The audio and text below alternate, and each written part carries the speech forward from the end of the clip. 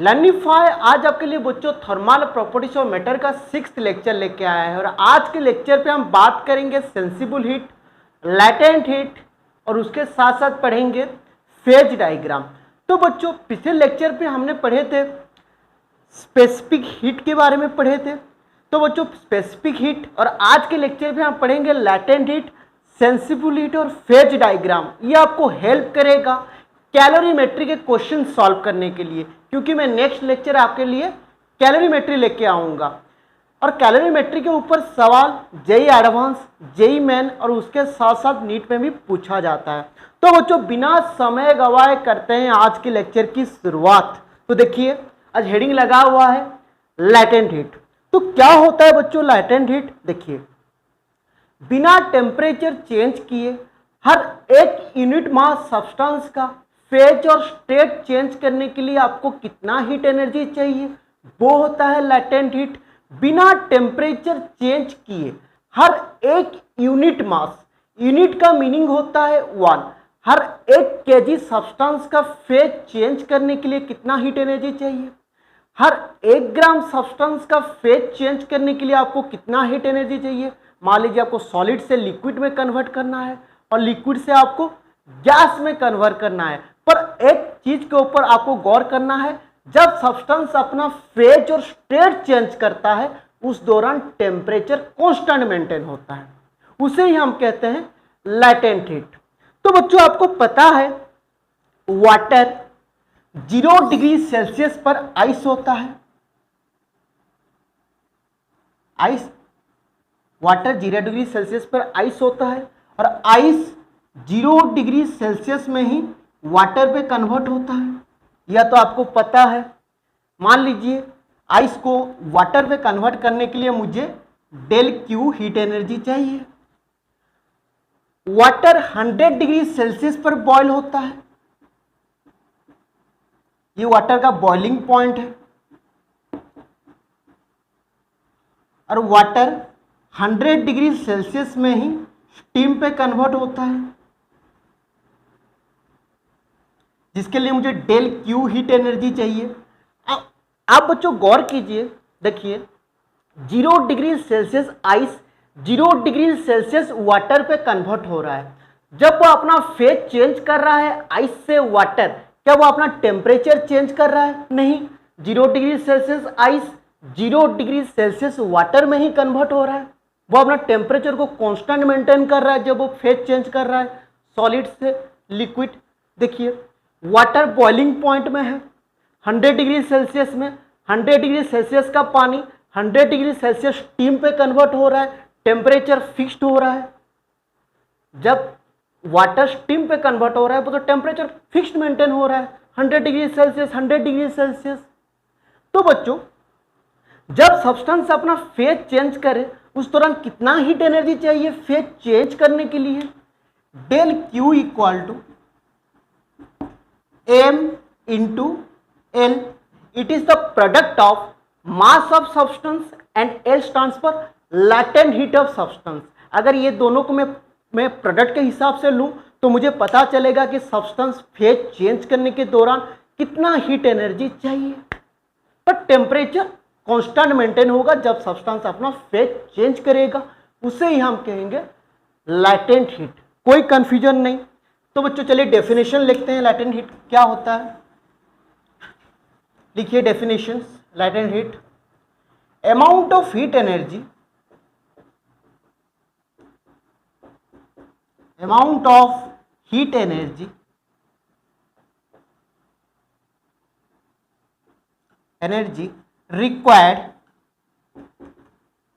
required to change the phase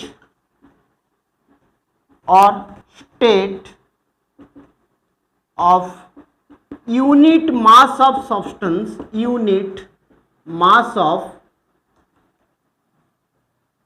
substance from solid to liquid or from liquid to steam और gas, इसे vapour भी कहते हैं, vapour, without change in temperature.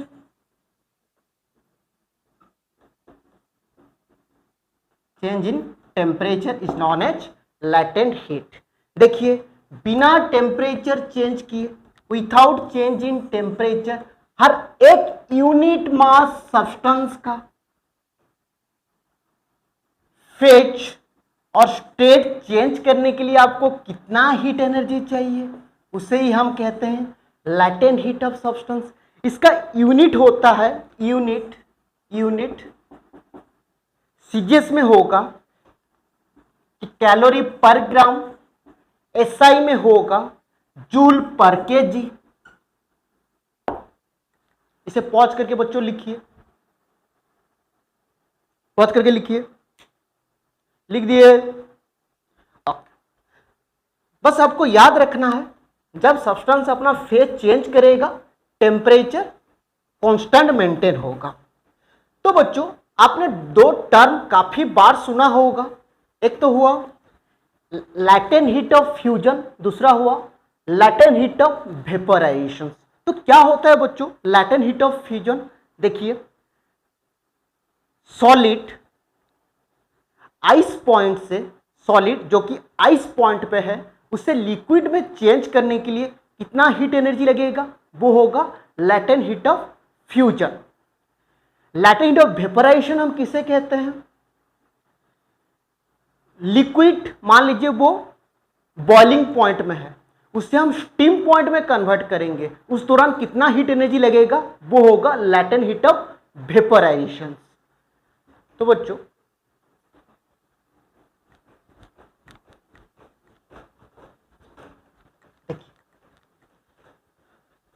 Latent heat of fusion and latent heat of vaporisation, जो data किताब में दिया गया है, हर 1 ग्राम आइस को मेल्ट करके पानी करने के लिए हमें 80 कैलोरी हीट एनर्जी चाहिए।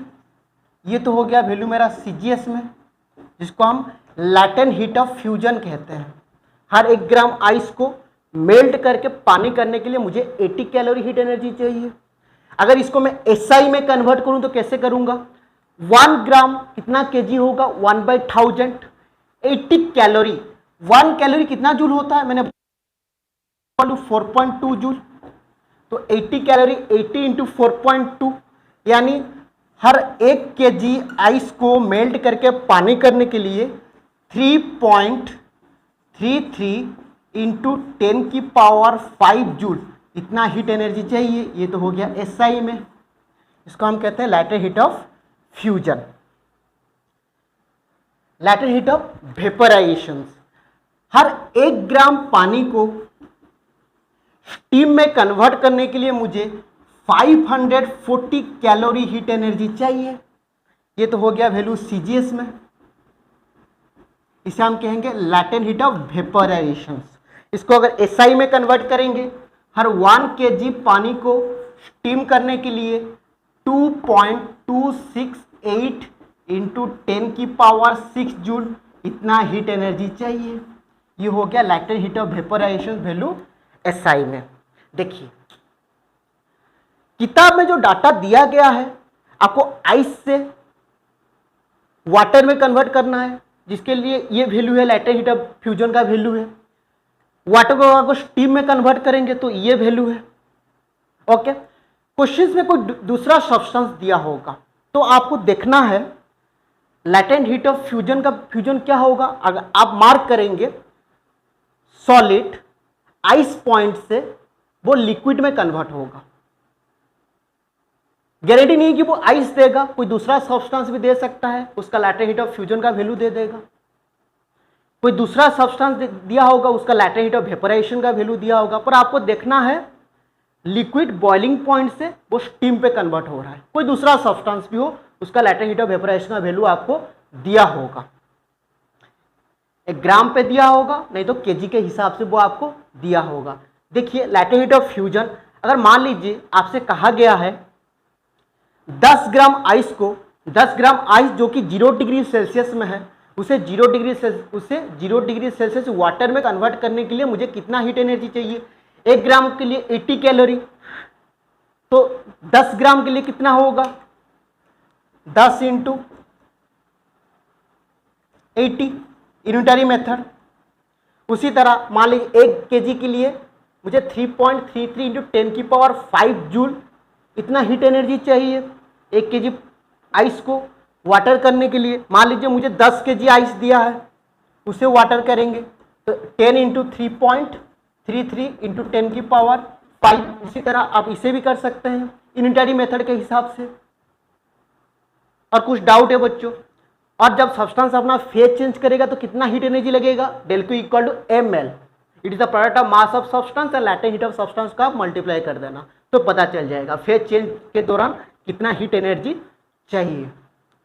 अभी तक कंसेप्ट क्लियर है बच्चों, latent heat.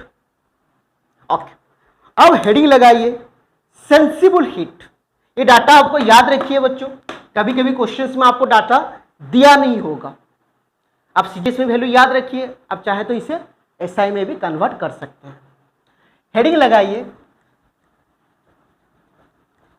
Sensible heat. Sensible heat बच्चों क्या होता है, जब हम सब्सटेंस में हीट ऐड करेंगे तो सब्सटेंस सिर्फ अपना टेम्परेचर को चेंज करेगा पर वो अपना फेज चेंज नहीं करेगा, उसे ही हम कहते हैं सेंसिबल हीट। लैटेंट हीट में क्या होता था, जब हम सब्सटेंस में हीट ऐड करते थे तो सब्सटेंस सिर्फ अपना फेज चेंज करता था, टेम्परेचर कांस्टेंट मेंटेन होता था। हेडिंग लगाइए sensible heat.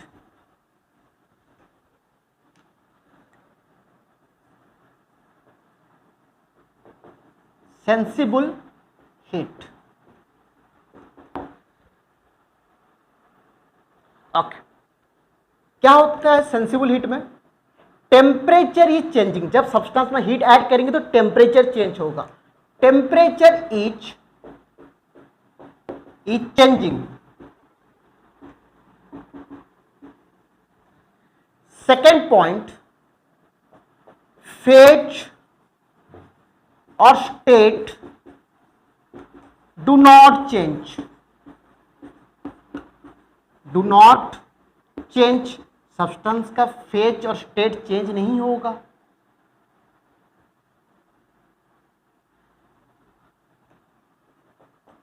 Third point, substance में हम कितना हीट ऐड करेंगे ताकि सब्सटेंस सिर्फ अपना टेम्परेचर चेंज करेगा, del Q equal to M S delta T. ये तो हो गया सेंसिबल हीट। लैटेंट हीट में क्या होता था, एम एल होता था, एम इंटू एल। उसी तरह यहां पर क्या होगा, एम एस डेल्टा टी। देखिए मान लीजिए मेरे पास 1 kg आइस है,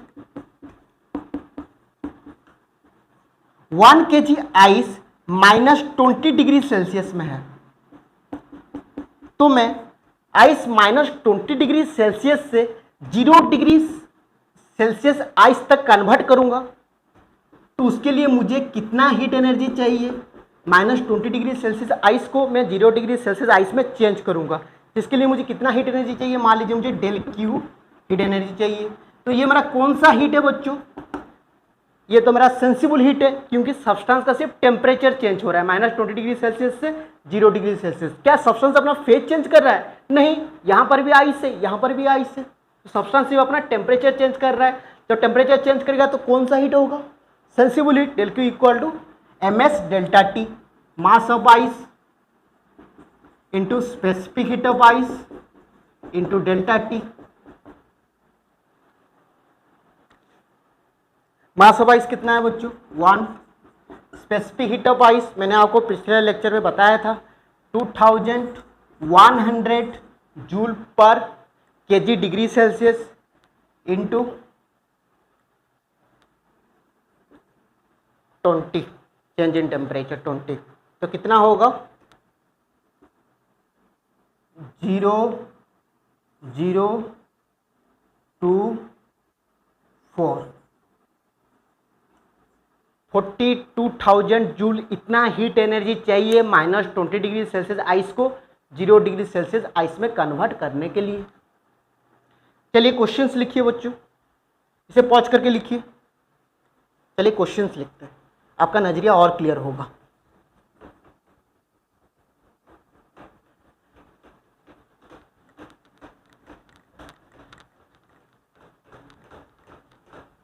तो बच्चों जो भी आपको पढ़ाया जाएगा उसका नोट मैं नीचे डिस्क्रिप्शन में आपको लिंक प्रोवाइड कर दूंगा।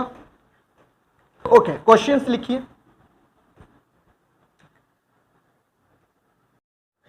Questions, calculate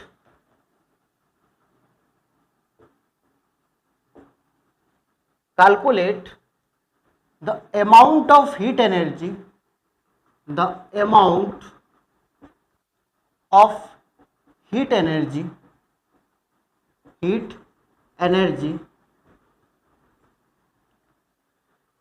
required to convert 2 kg of ice at -20 degree Celsius into 100 degree Celsius steam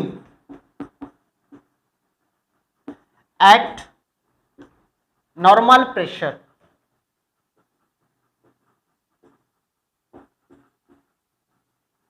normal pressure. जो डाटा गिवन है, specific heat of water 4200 joule पर KG degree Celsius, specific heat of ice इसका value given है 2100 joule पर KG degree Celsius, latent heat of fusion इसका value given है 3.33 into 10 की power 5 joule पर KG, latent heat of vaporisation जिसका value given है 2.25 इंटू 10 की पावर 6 जूल पर केजी। सवाल आपसे क्या पूछा है बच्चों? सवाल आपसे पूछा गया है आपके पास 2 केजी का आइस है, इनिशियली आइस का टेम्परेचर -20 डिग्री सेल्सियस है, तो मैं -20 डिग्री सेल्सियस आइस को 100 डिग्री सेल्सियस स्टीम पे कन्वर्ट करूंगा। तो उस दौरान मुझे कितना हीट एनर्जी चाहिए ताकि मैं 2 केजी आइस का टेम्परेचर -20 डिग्री सेल्सियस से 100 डिग्री सेल्सियस स्टीम तक कन्वर्ट कर सकूं। तो चलिए डाटा तो गिवन है, सॉल्व करते हैं। क्वेश्चंस लिखिए पॉज करके, ठीक है। सॉल्यूशंस के ऊपर आते हैं। तो बच्चों बस इतना आपको याद रखना है, लैटेंट हीट क्या होता है, टेम्परेचर कांस्टेंट होगा, अब हीट ऐड करेंगे, सब्सटेंस अपना फेज चेंज करेगा। सेंसिबल हीट में क्या होता है, सब्सटेंस में अगर आप हीट ऐड करते हैं तो सब्सटेंस सिर्फ अपना टेम्परेचर को चेंज करेगा पर वो अपना फेज को चेंज नहीं करेगा। देखिए सॉल्यूशंस के ऊपर आते हैं। सॉल्यूशंस, सवाल पूछा क्या था, -20 डिग्री सेल्सियस आइस को 100 डिग्री सेल्सियस स्टीम पे कन्वर्ट करना है।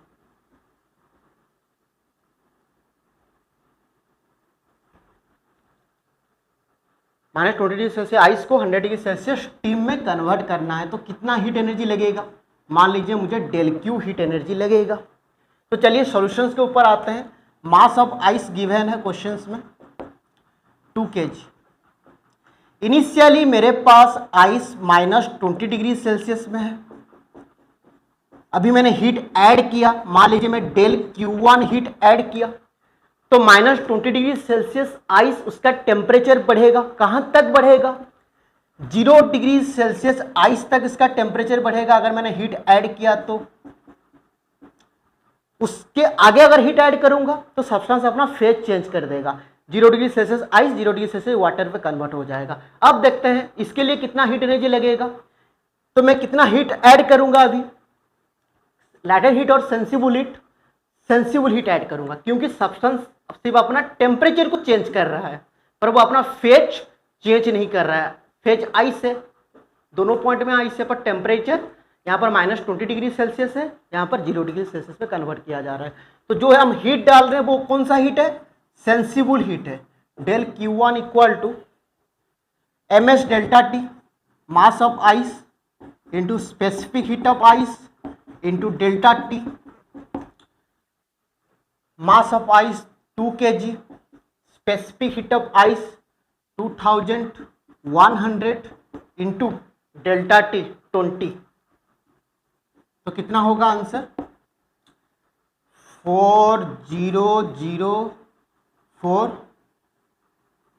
84,000 जूल। इतना हीट एनर्जी चाहिए -20 डिग्री सेल्सियस आइस को 0 डिग्री सेल्सियस आइस में कन्वर्ट करने के लिए।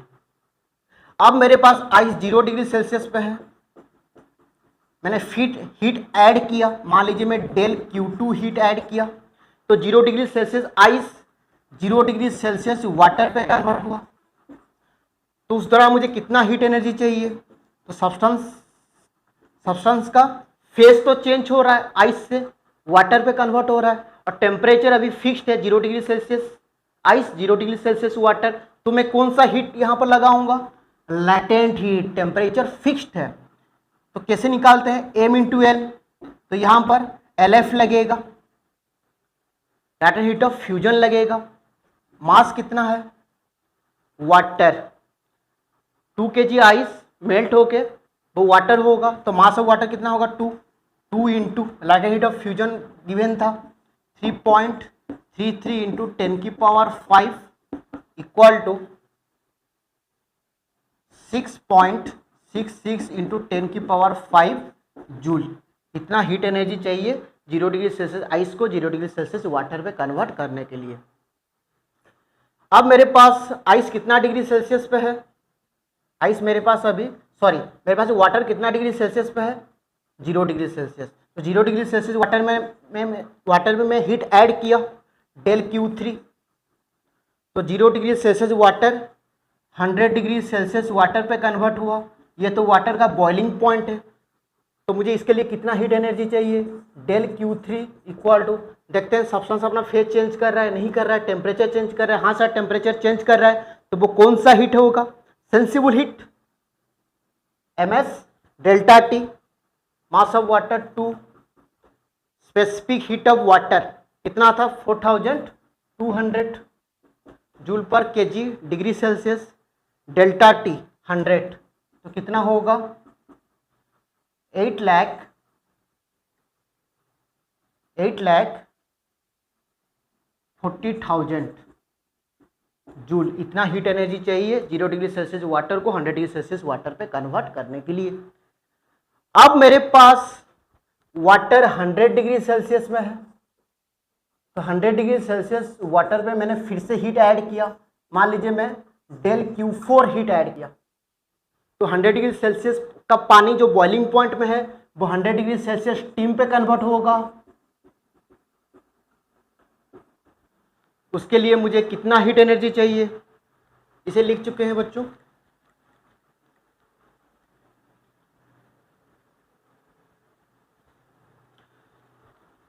दिखाई दे रहा है, ठीक है।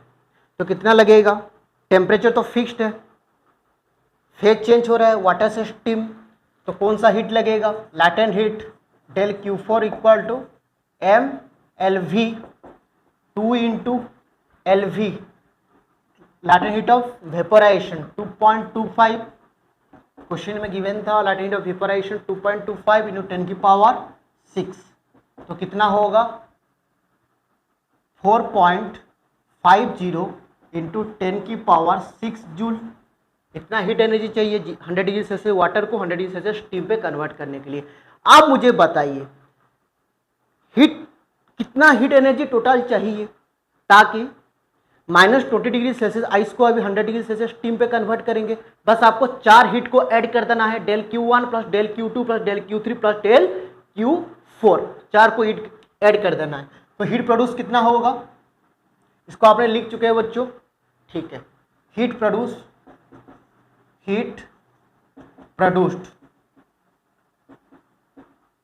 Del Q equal to, add कर देना, del Q 1 plus del Q 2 plus del Q 3 plus del Q 4 equal to कितना होगा आंसर 6.09 इंटू 10 की पावर 6 जूल। इतना ही हीट एनर्जी हमें चाहिए, 6.09 इंटू 10 की पावर 6 जूल, ताकि -20 डिग्री सेल्सियस आइस को 100 डिग्री सेल्सियस स्टीम पे कन्वर्ट कर सकेंगे। हो गया, पॉज करके लिखिए बच्चों, लिखिए, ठीक है। नेक्स्ट क्वेश्चंस लिखिए।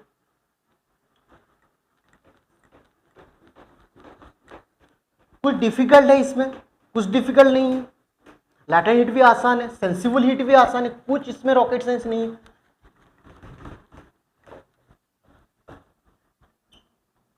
नेक्स्ट क्वेश्चंस लिखिए।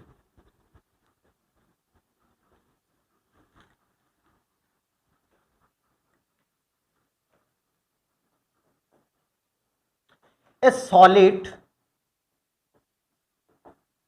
iron sphere having radius capital R and inner sphere, sorry, and hollow sphere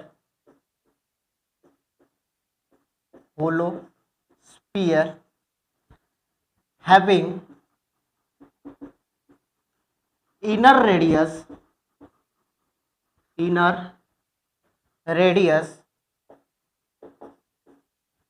small r and outer radius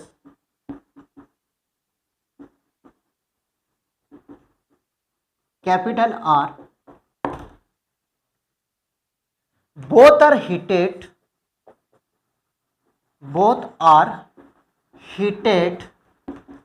at same temperature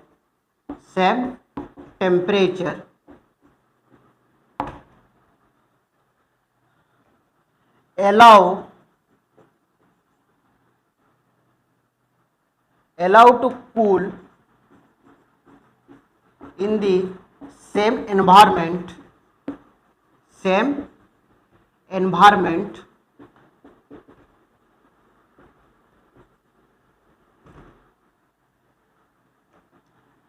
which one cool faster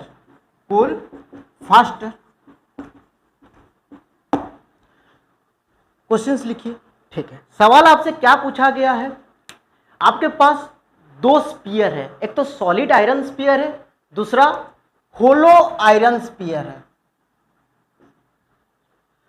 दोनों का रेडियस गिवन है, दोनों को हमने same temperature पे heat किया है, हीट करने के बाद सेम एनवायरनमेंट में छोड़ दिए हैं ठंडा होने के लिए। तो मुझे बताइए कौन सा स्पीयर जल्दी ठंडा होगा, व्हिच वन कूल फास्टर। देखिए, जिस सब्सटेंस का मास ज्यादा होता है उसे ज्यादा समय लगता है ठंडा होने के लिए। सर कैसे, ऐसे आप कहेंगे तो हम थोड़ी ना मानेंगे। देखिए सॉल्यूशंस के ऊपर आता है, आप सब्सटेंस में कितना हीट ऐड कर रहे हैं ताकि सब्सटेंस का टेम्परेचर बढ़ रहा है और टेम्परेचर घट रहा है। यहां पर तो कह रहा है कि कौन जल्दी ठंडा होगा, यानी कि टेम्परेचर घटेगा। यानी आप ये सेंसिबल हीट की बातें की जा रही है। Del Q equal to M S delta T, तो डेल्टा टी के रिप्लेस में हम डेल थीटा लिखेंगे। Del theta is the change in temperature, आपको कंफ्यूजन होगा इसलिए। हर किसी के नीचे डेल टी डिवाइड करते हैं, del T, del theta by del T, इसे कहा जाता है रेट ऑफ फॉलिंग टेम्परेचर। हर यूनिट टाइम में कितना टेम्परेचर फॉल हो रहा है, del theta by del T को हम रेट ऑफ फॉलिंग टेम्परेचर कहते हैं। तो क्या मैं del theta by del T को ऐसे लिख सकता हूं, del theta by del T equal to 1 by M S del Q by del T. देखिए, तो ये हमें आइडिया दे रहा है rate of falling temperature del theta by del T is inversely proportional to the specific heat of the substance, inversely proportional to the mass of the substance. Del theta by del T is inversely proportional to the mass of substance. Substance का mass जितना ज़्यादा होगा rate of falling उतना कम होगा, substance का mass जितना कम होगा rate of falling temperature उतना ज़्यादा होगा। तो मुझे बताइए कौन सा स्फीयर का मास ज़्यादा है? सर सॉलिड स्फीयर का ज़्यादा है, तो सॉलिड स्फीयर ज़्यादा समय लगेगा ठंडा होने के लिए। कौन सा स्फीयर जल्दी ठंडा होगा? Sir hollow sphere. क्यों? कि होलो स्फीयर का मास सॉलिड आयरन स्फीयर के मुकाबले मास कम है, तो होलो स्फीयर जल्दी ठंडा होगा। Hollow sphere cools faster.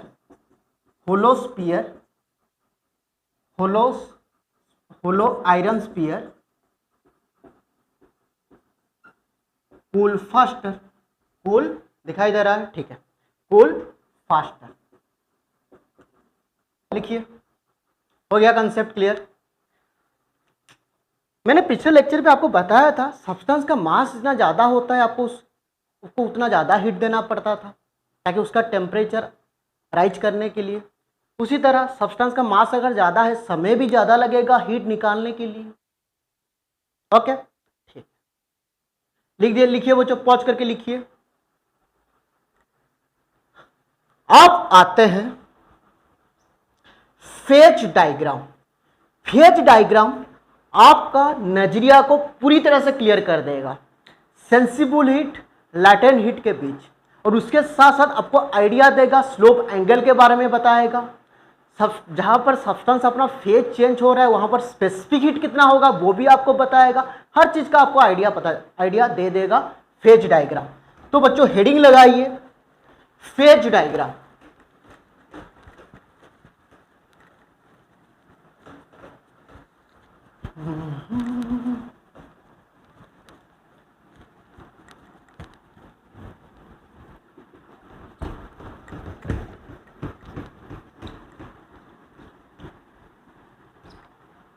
चलिए हेडिंग लगाइए फेज डायग्राम।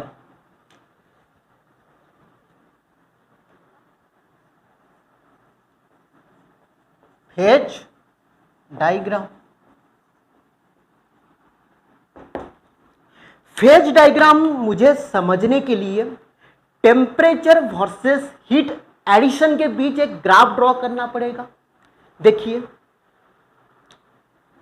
मैं वाई एक्सिस में टेम्परेचर ले रहा हूं, temperature in Y axis, temperature in degree Celsius. Y axis मेरा टेम्परेचर है, एक्स एक्सिस मेरा हीट एडिशंस है। एक्स एक्सिस क्या है बच्चों? Heat addition. यहां पर मैं सब्सटेंस में हीट ऐड करूंगा, देखूंगा कि सब्सटेंस अपना फेज चेंज कर रहा है कि नहीं। ये भी चेक करूंगा कि मैं सब्सटेंस में हीट ऐड कर रहा हूं, सब्सटेंस सिर्फ अपना टेम्परेचर चेंज कर रहा है कि नहीं। हर चीज आपको आइडिया दे देगा। देखिए, मान लीजिए इनिशियली मेरे पास आइस -30 डिग्री सेल्सियस में है। 30 डिग्री सेल्सियस में मेरे पास आइस है इनिशियली, मान लीजिए। ओके, तो मैं -30 डिग्री सेल्सियस आइस में हीट ऐड करना चालू कर दूंगा। अगर मैं हीट ऐड किया -30 डिग्री सेल्सियस आइस में, तो सिर्फ आइस का टेम्परेचर चेंज होगा।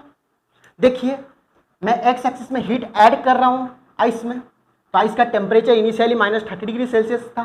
तो जब मैंने हीट ऐड किया तो सब्सटेंस का सिर्फ वाई एक्सिस में टेम्परेचर चेंज हुआ। -30 डिग्री सेल्सियस से सब्सटेंस 0 डिग्री सेल्सियस तक अपना टेम्परेचर चेंज किया।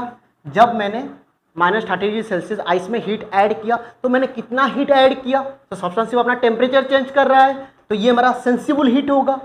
एमएस डेल्टा टी मैंने हीट ऐड किया ताकि -30°C का आइस का टेम्परेचर -30°C से 0°C तक चेंज हुआ। कंसेप्ट क्लियर हो रहा है धीरे धीरे। देखिए अब मेरे पास ये जो पॉइंट, देखिए ये जो पॉइंट है ये कौन सा पॉइंट है, आइस पॉइंट है। अब मेरे पास आइस 0°C में है, मैंने फिर से हीट ऐड किया,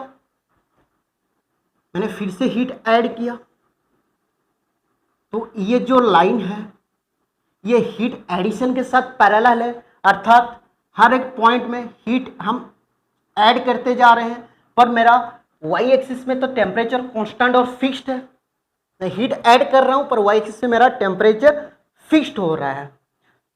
तो मैंने कितना हीट ऐड किया, मान लीजिए मैं MLF हीट ऐड किया ताकि 0°C आइस अपना फेज चेंज करके वो 0°C वाटर पे कन्वर्ट हो गया।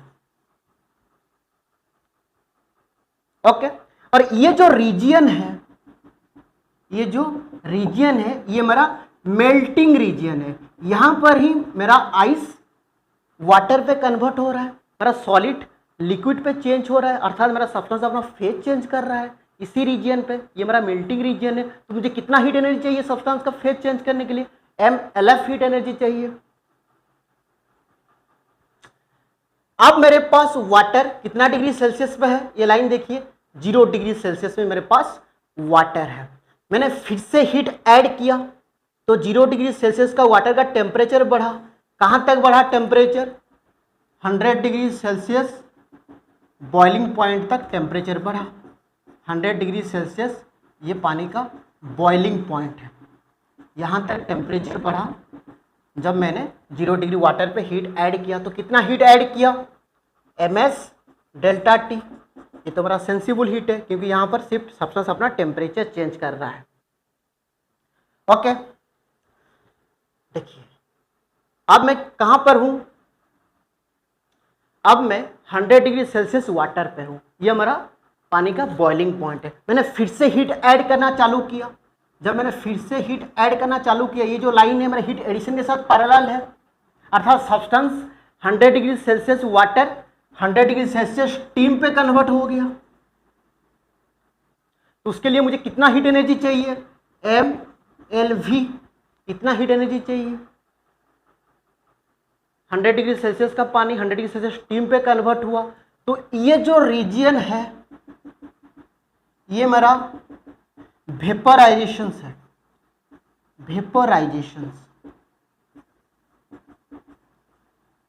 यहां पर 100°C का पानी स्टीम पे कन्वर्ट हो रहा है, वेपराइज्ड हो रहा है, तो इसके लिए मुझे MLV हीट देना पड़ा। अब मैं 100°C स्टीम पे हूं, मैंने फिर ऐड किया हीट MS डेल्टा टी, तो सिर्फ स्टीम का टेम्परेचर ही बढ़ता जाएगा और फेज चेंज नहीं होगा, फेज चेंज हो गया ऑलरेडी।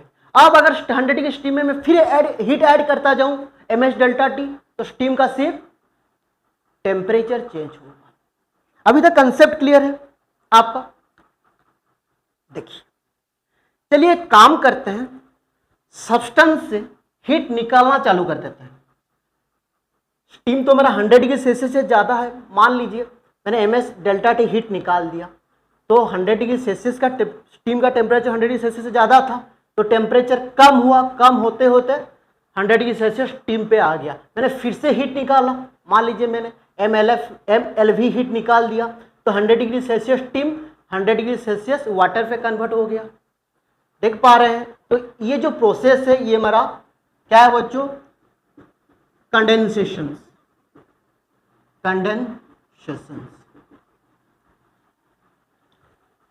यहां पर मेरा पानी 100°C बॉइलिंग पॉइंट में है, मैंने फिर से MS delta T heat energy निकाल दिया, तो 100°C का पानी 0°C वाटर पे कन्वर्ट हुआ।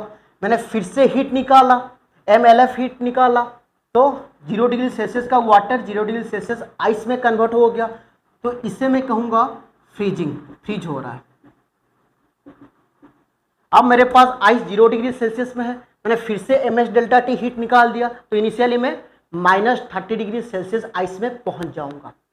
तो बच्चों ये जो रीजियन है जहां पर हम सब्सटेंस में सेंसिबल हीट ऐड कर रहे हैं, तो यहां पर सिर्फ सब्सटेंस क्या हो रहा है, वार्मर हो रहा है, गर्म हो रहा है, यहां पर भी वार्मर हो रहा है। तो मुझे बताइए आइस और वाटर में किसका स्लोप एंगल ज्यादा होगा? तो देखते हैं स्लोप एंगल। मान लीजिए ये मेरा थीटा है, ये भी मेरा थीटा है, मान लीजिए एंगल थीटा है।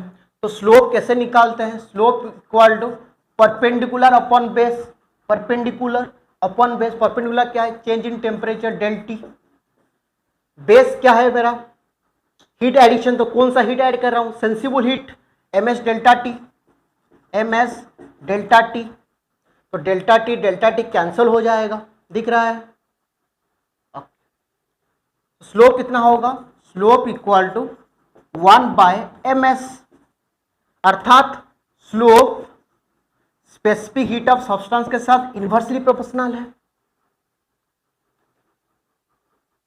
ओके, मान लीजिए मैं स्मॉल m को 1 ग्राम कंसीडर करता हूं, मास इक्वल टू 1 ग्राम मैं कंसीडर करता हूं। आइस का स्पेसिफिक हीट कितना होगा? सीजीएस में 0.5 calorie per gram degree Celsius. Okay, तो मास को तो मैंने 1 ग्राम माना है, तो स्लोप कितना होगा?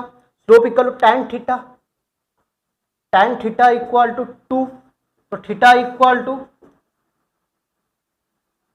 tan inverse 2 equal to 63 degree. Ice का स्लोप एंगल 63 डिग्री है। वाटर का स्लोप एंगल कितना होगा? वाटर का स्पेसिफिक हीट का वैल्यू कितना है? 1 calorie per gram degree Celsius. तो tan थीटा इक्वल टू 1 होगा, tan थीटा इक्वल टू 1, तो theta equal to tan inverse 1, tan inverse 1 equal to 45 degree. Ice का पता चल रहा है, आइस का स्लोप एंगल वाटर के स्लोप एंगल के मुकाबले ज्यादा है। देख रहे हैं 63 डिग्री है आइस का स्लोप एंगल। तो मुझे बताइए जहां पर सब्सटेंस अपना फेज चेंज कर रहा है वहां पर स्लोप एंगल कितना होगा? 0 होगा। तो सर जहां पर सब्सटेंस अपना फेज चेंज कर रहा है वहां पर स्पेसिफिक हीट का वैल्यू कितना होगा? एस का वैल्यू कितना होगा? तो बच्चों कितना होगा? इन्फिनिटी होगा। अगर स्लोप 0 हुआ, स्लोप अगर 0 हुआ तो स्पेसिफिक हीट कितना होगा?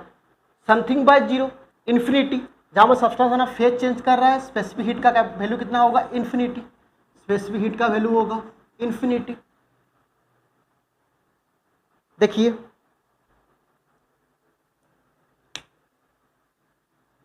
ठीक है, तो ओवरऑल फेज डायग्राम आपको आइडिया दे रहा है कहां पर सब्सटेंस अपना फेज चेंज कर रहा है। अगर सब्सटेंस अपना फेज चेंज कर रहा है तो क्या टेम्परेचर फिक्स्ड है? हाँ सर फिक्स्ड है। जहां पर सब्सटेंस अपना सिर्फ टेम्परेचर चेंज कर रहा है, आप हीट ऐड कर रहे हैं, क्या सब्सटेंस अपना फेज चेंज कर रहा है? सर फेज चेंज नहीं कर रहा है।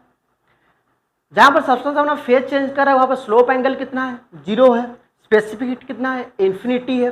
सब्सटेंस में कितना हीट ऐड कर रहे हैं ताकि सब्सटेंस अपना फेज चेंज कर रहा है? ml।